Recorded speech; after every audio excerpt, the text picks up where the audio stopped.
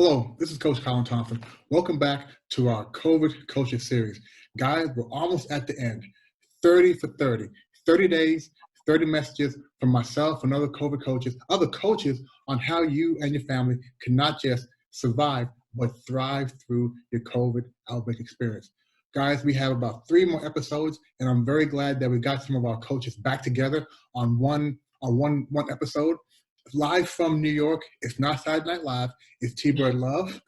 Live from North Carolina, we have Coach Caneisha Berry. And today we're going to be sort of flipping the script and talking less about COVID, because as you know, if you've watched our previous episodes, all of the great lessons and insights we've given have been framed for COVID, but they're more about life. So today we're going to be sharing more about our lives. And today we're going to have both coaches share with us their background, how they got into coaching, and more importantly, how they help people. So Miss New York, Miss Tbird Luv, please welcome back to the program and share with us your background. It's so great to be here with all of you, and thank you so much, Colin. It's really great to be here with everybody. And just from here, good morning. A little bit about me, just in terms of my journey. So my background has been a lot in the performing arts, also working a lot in leadership, particularly women's leadership. I've worked with a lot of organization and grassroots organization, and so think tanks, a lot of different groups. I've spent a lot of time traveling around the world, working with many different people, a lot also with indigenous people. And so I'm kind of setting the context in terms of sort of understanding a little bit about my background and how I'm this sort of eclectic style of coach, mentor, catalyst for people. I ended up getting to China a couple of years ago as a result of a lot of that background. I was invited to participate in a program called Give Women Voice Through the Arts. In a program in the middle of China with an organization called the World Academy for the Future of Women, which is all about accelerating women's leadership worldwide. And I was invited to create this curriculum for about a month to work with 120 youth around their leadership skills, but integrating aspects of the arts in that. So why I bring that to the table is because it's interesting. I think my holistic background in working with people, diversity, one of the biggest things that I found is that our biggest challenge that we face is really ourselves. And so I've been able to really craft sort of a style of, when you were asking about my coaching and my history, is really how to bring the best out of people, how they can see the best in themselves and actually take the courage, the steps to become that person so they can actually do the work that they're meant here to do. So I tend to be surrounded by people who really want to sort of contribute in a bigger way, whether they're in leadership or people who want to help other people or give to other people. And it takes a lot to do that. It takes a lot of to hold that kind of space for people who want to give so much more. And so I think my background in terms of just being able to travel the world, work with a lot of different people, as well as I'm really going to kind of honor that piece in terms of the creative arts background, as well as sort of a psychology background. I mean, I'm a lot older than I look, but I feel like because of my diverse background, it's really allowed me to create my own style of signature training and coaching for people, which is really helping them to really access their greatness and see their complete potential and have the courage to do that. And I think it's just come from my ability to step out into the world. I mean, I've had a lot of different experiences from working with so many different people, leading actual groups. I'm also a facilitator. And so I've been able to really learn a lot about people through interacting with them. I've been able to learn a lot about people because I also think that naturally, even as a child, as a young person, people just come to me for advice.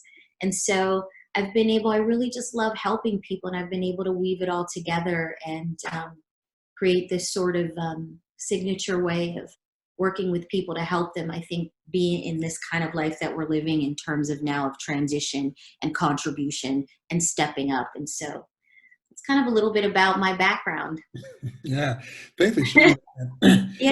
As you mentioned, well-traveled, and I know when I first heard you speak here in Shanghai, well, I was in Shanghai when you're speaking, I definitely got the vibe that you wanted to, as you said, help bring the best out of people. And sometimes people don't have to do that themselves, but they want to do more. So yeah, thank you for your story. And Caneisha, I know you were in Beijing. I know you have a very interesting story as well, because you are in Dubai before you came to China in the Middle East. So please share with us your travels and your background. So, of course, what happened for me, I started this journey and kind of as a training spouse. Originally, I was very excited about leaving America at the time, like over 10 years ago, when my husband kind of came to me with this idea. And because of that, we actually faced something really hard in our marriage, you know, uprooting. I think sometimes when you get in isolation, which I know this is what kind of this COVID has done for people, that is the time. I'm a God girl, so everything for me is God. I think that is the time God uses to reveal to you who you are, and you either deal with that and grow in it, or you run from it. And so in the midst of, we call it our desert experience, because we were in the UAE, my husband and I decided that we would grow in our experience. So I have this belief that when people go to the desert, you either go to transition or to like transform, or you're going to die in the desert. And so we transform our marriage. And because of that, I became a coach, because I don't know how.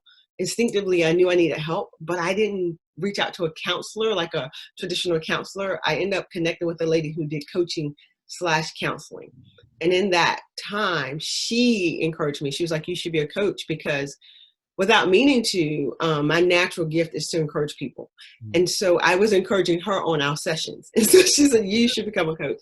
And literally, that's how my journey started. So I always say that your pain can become your purpose in life if we learn to go through it instead of run from it. And so we did that. And after leaving the UAE, my husband applied for a job in Beijing. I wasn't at all excited about coming to China. It just wasn't on my bucket list. But China ended up being a really great place for me and my family. What I tell people about living abroad that has been a blessing to us is that it gives you a different quality of life. So in America, I felt like we was on a rat race, like, you know, racing to pay the bills, racing to get the car, racing to buy the house, racing to get kids to camp, school, everything. But being abroad, you get to slow down a little bit. You get to enjoy life. You get to be able to afford things that maybe perhaps in the past you couldn't. And so what I help people do is, one, many times people come to me, women come to me mostly, who say, I'm stuck. I'm lost. I don't even know who I am anymore. Because as a woman, many times, particularly when we have family and husbands, and when you're in that trailing spouse situation, you can forget who you were. Like, you know, there was a Caneisha before Andre. There was a Caneisha before she was a mom. So I help women remember, like, there was a you before those titles, wife, mom, even CEO. There was a you before that. And so I help them get reconnected to who they are at the core, because a lot of times life will allow us to forget that we have passions and dreams and things we want to accomplish. But the way those dreams are constantly reminding you is maybe you can't sleep at night. Maybe you don't find peace and joy in the areas that you're working in, because you're not bringing in your talents and your gifts into that. So I help women get reestablished into that. And I've helped some men too, don't get me wrong. But I'll be honest, like I find that when guys come to me, that Tony Robbins said, people don't change until they're sick and tired. Or what do you say, like something about when the pain just gets too much, right? That's usually when I get men that come to me. They're like, okay, I can't figure this out. Help me out. So, but that's what I do. Hey, Caneisha, thanks for that. Thanks for that story. I think it's wonderful that you actually got into coaching based on your experience in coaching, which made it an even smoother transition. And the story of how your marriage was sort of reinvigorated through your travels and your experience, I think that's great. And I think being as a relationship coach, having gone through that makes you more of an authentic coach as well, which is great. So thank you for sharing your story. So Tbird, I'm going to come back up to New York. Can you give us more details about your particular kind of coaching? I want people watching this, our viewers, to really understand how you can help them and how they can reach out to you. Thank you. That's what's up. I'm really, first of all, I just love being around us. And I think we're doing different versions of really helping people just really empower themselves to be who they're actually meant to be. And I think one of my superpowers is I really help people kind of access their courage and take the kind of unique risk that they need to take to create that change. Because I think change is probably the scariest thing for people. You know, even when we say we really want to change, we want to make that change, but when change kind of happens, it's like, oh God, how am I going to deal with this change? Because all our emotions are coming up. We got to deal with our current environment, our families, or all of these things. And so it's interesting because I think also me being an artist and being someone who loved the world and kind of jumped in as a humanitarian activist, I was always following the impulse to follow my purpose. And sometimes that led into the unknown, which was scary, but yet I always could rely on my ability to create what I wanted, no matter what circumstances. And like Caneisha being able to travel around, me too. You could drop me anywhere in the world and I figure out how to make my life. And so I feel like that's one of my superpowers in terms of working with people, because people come to me all the time saying, you know, I really wish I could do this. I really want to do this, but I don't know how, or I'm afraid, or what if, or what, or should I, or couldn't I? I get that a lot. I'm like, well, shoulda, coulda, woulda really isn't going to help you. Let's like move those shoulda, coulda, wouldas, and let's just get back into that place. And I love what you said, to remember who you are, Caneisha. I help people recover the memory of their future.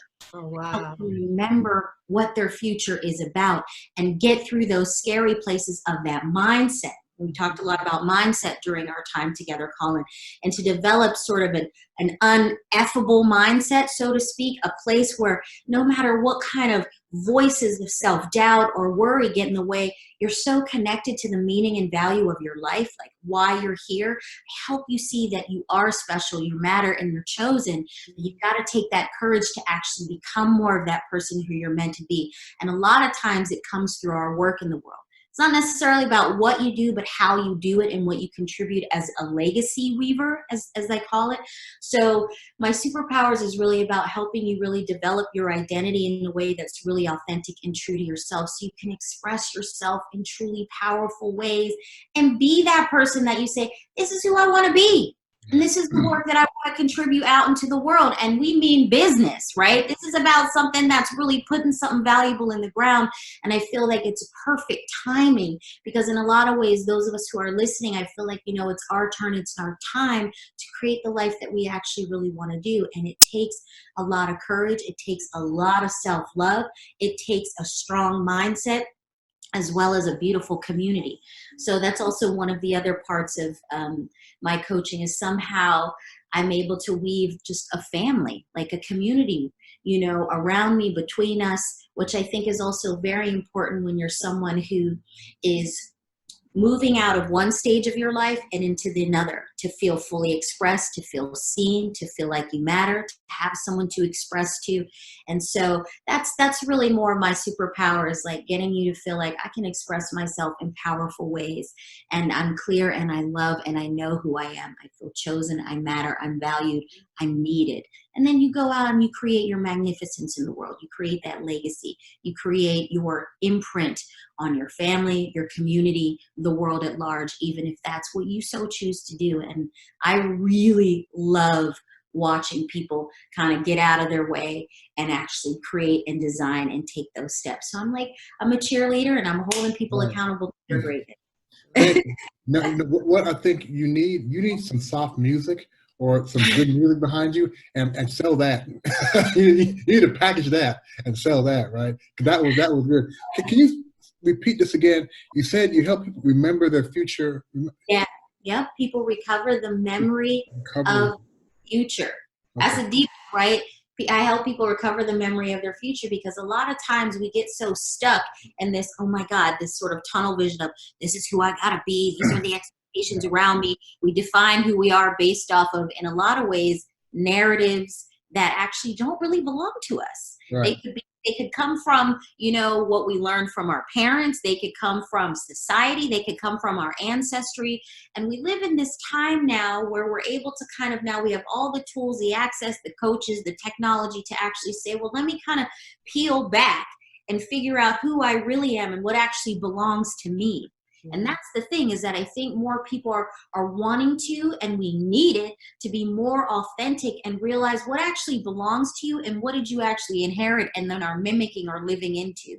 And so I help people remember not only who they are, but what kind of life, who they want to become. And I help them by saying, well, who are you being right now to actually show up to become that person you want to become? Yeah. And so it's about accessing that dream, that authenticity, that truth. And sometimes we have to kind of dig beneath so that you can hear that voice and find the strength and trust it, because you've got to trust that voice and build that faith that it's going to be okay if you decide to rewrite your narrative, right? And do that and know that even if things do change, it's okay to let go.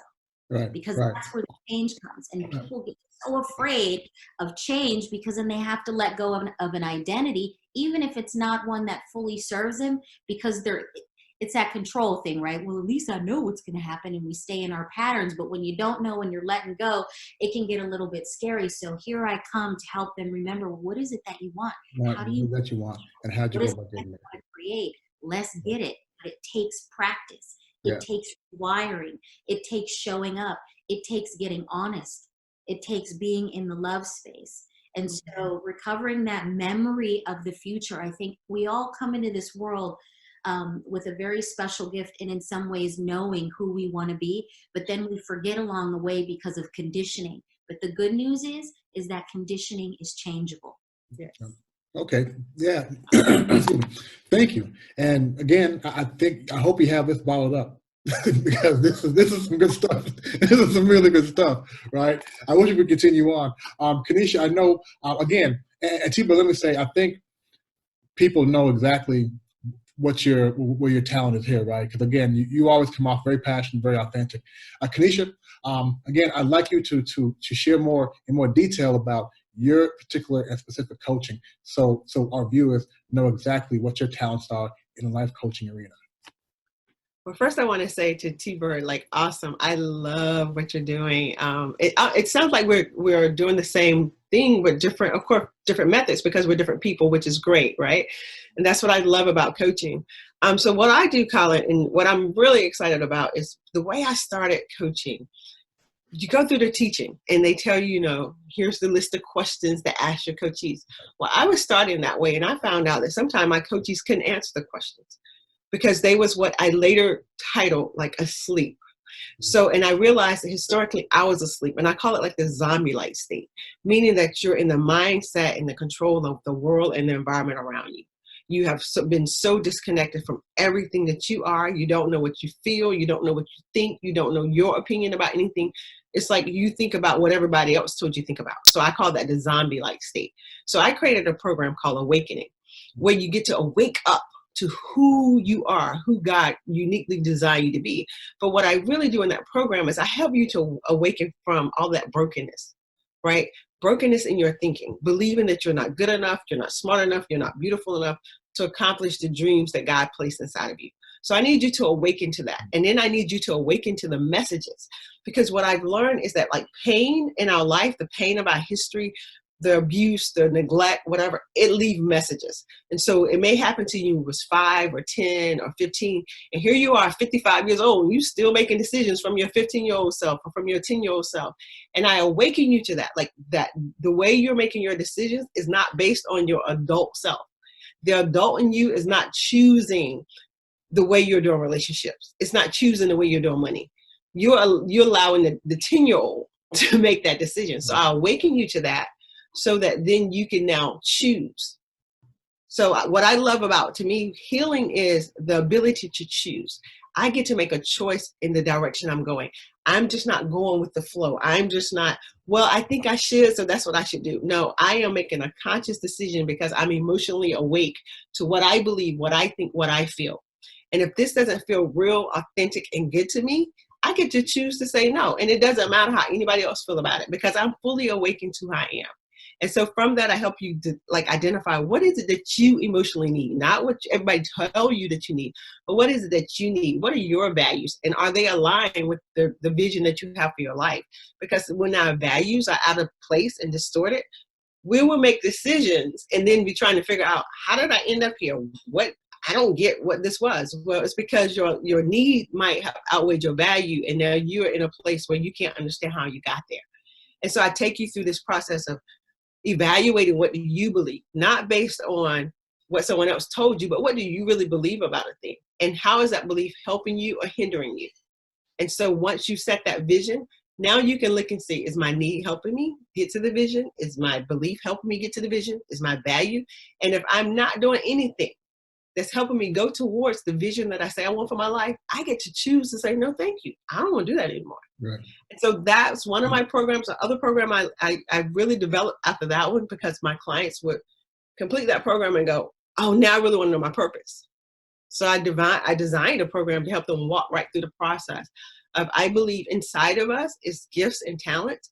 And those gifts and talents are everything you need to fulfill the life purpose that you have for yourself, or that I believe God designed for you. And so I help you get back in touch with that. Again, remembering who you are, understanding that you was divinely designed with a purpose in mind. Plain and simple, you was divinely designed with a purpose in mind. And so helping you to understand what that is. And then my favorite program, which is a short one, it's like 21 days. It's just hardcore. Let's get that mind right. Like, let's start getting your mind in shape. Just like we do these workout routines, maybe some of us every day, every other day. For me, if I do 3 times a week, that's it. But the goal with Miracle Mindset is to get you back to a place where you are literally being mindful about what you think. Like, what is on your mind? And I need you to start being aware of what you think, you project out. So the idea that your thoughts create your decisions, and your decisions create your destiny. And so do you have thoughts that are producing the type of destiny that you really want? And so if you don't, I need you to see that. Like, because like, again, if you're in the zombie mindset, you're just moving.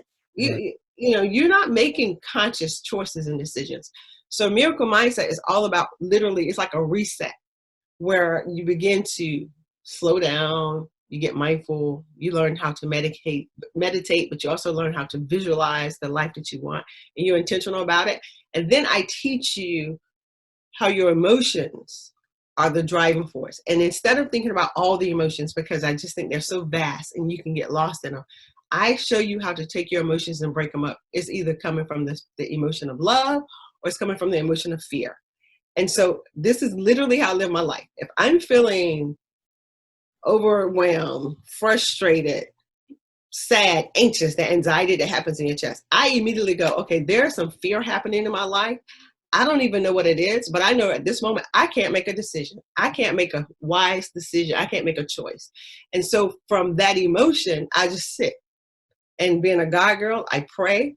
And then I start deciding, okay, I'm not going to move until peace, love, and joy shows up. And then I make my decision from choice. I'm going to make my decision from peace. Therefore, now I've made a wise decision, and I can be fully confident that I'm going in the direction I should go. Right. So that's what I do as a coach. I teach people that. And the benefit, what's so wonderful about what you're doing, or the way you do it, if I go to your website, I can purchase all these programs now. Yep. Absolutely. So there, yeah, and I've looked at some of those, and they're very interesting. I think in the future on Tbird's website, there should be one talking about our ancestors, because I know she had some very good, when you were speaking earlier, talking about our certain things, it reminded me of what she was talking before about the ancestors. So I look forward to hearing that online also. And as we move into the final question, I'm asking, it's a question, but it's not in question form. And as you guys know, we spent the last almost 30 days collectively giving our best insights, our best tips, our thoughts on how the world can make it through this time. We focused in on what's taking place inside the house. And I asked you guys to do what I thought was maybe a difficult thing at times, and to have all of our discussions in and around COVID. And we know as coaches, the lessons we're giving are beyond COVID. They're about life.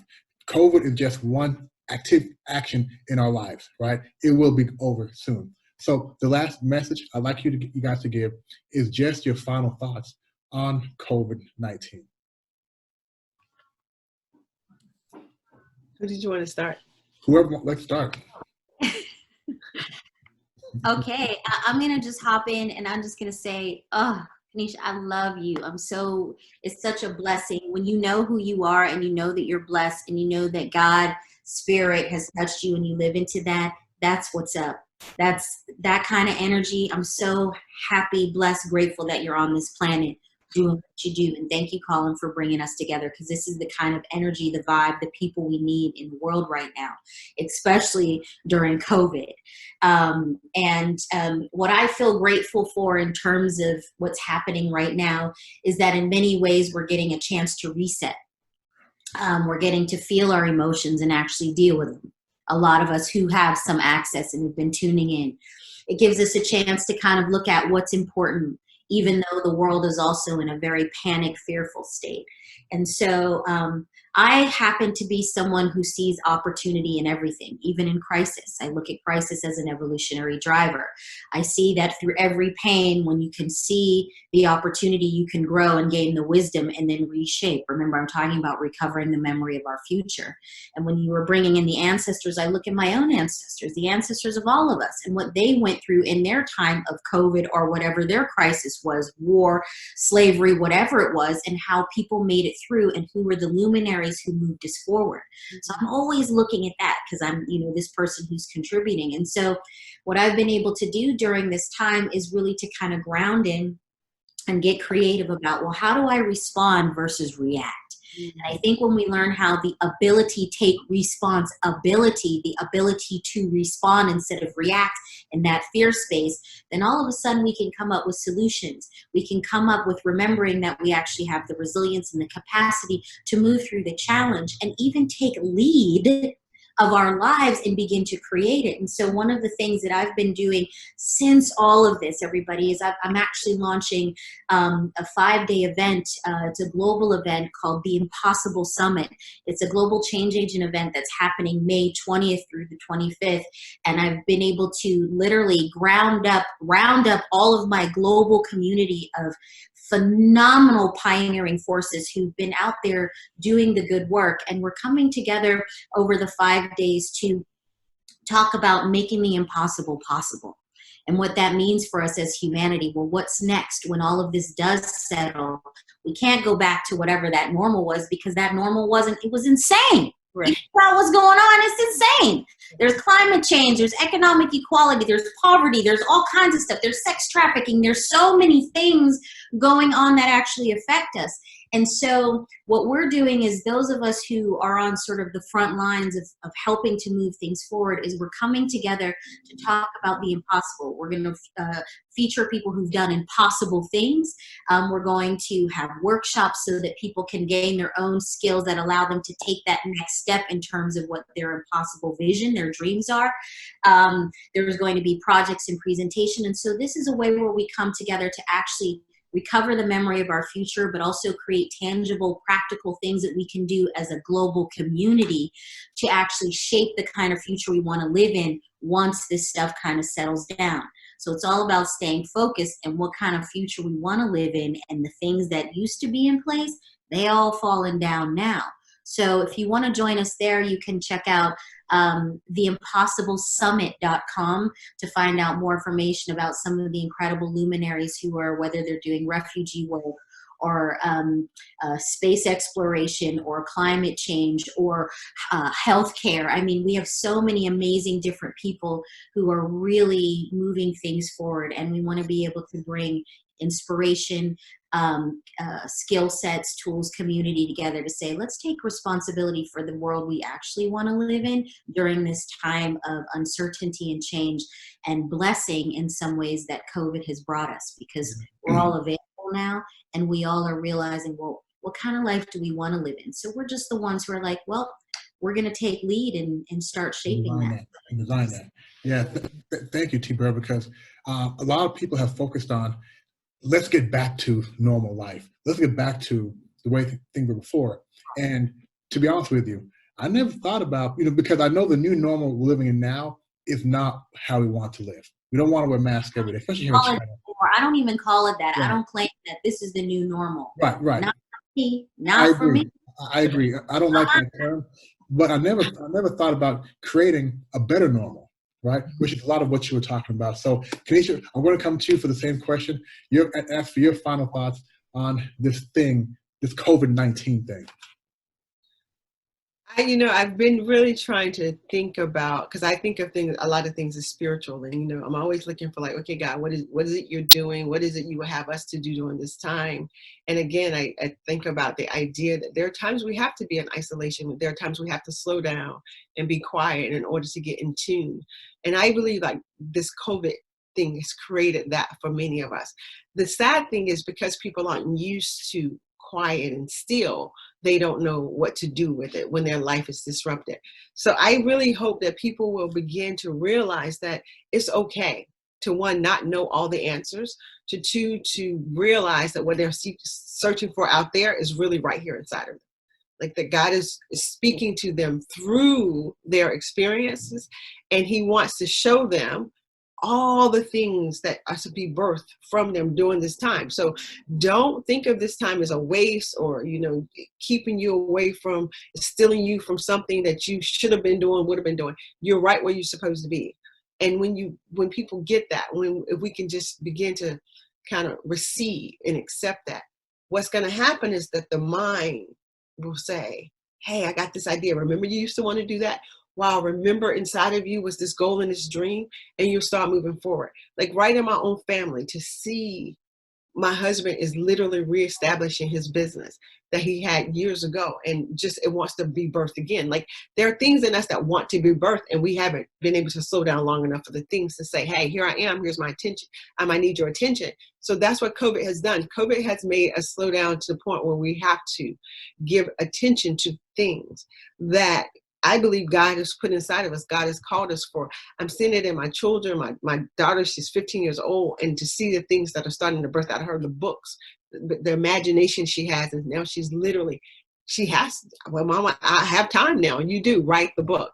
My son is birthing all these ideas, and just knowing that, like T said, you don't want to try to recreate what was already existing. This is your time to now be open to what is absolutely possible, a different and a new way of doing things. And it's now time to reconnect to who you are, and know that it's completely acceptable to introduce that person to the world. Right. So stop. It's no longer time to hide. It's no longer, think about the people who are the big business people, and they hide behind their titles and their, I'm the CEO. What are you now? You sitting at home. These actors and these actresses who are so used to being on stage, where are you now? You sitting at home in the garage just like everyone else. And so it grounds us. It's our time to be grounded and to get reconnected to who we really are, not these masks that we wear.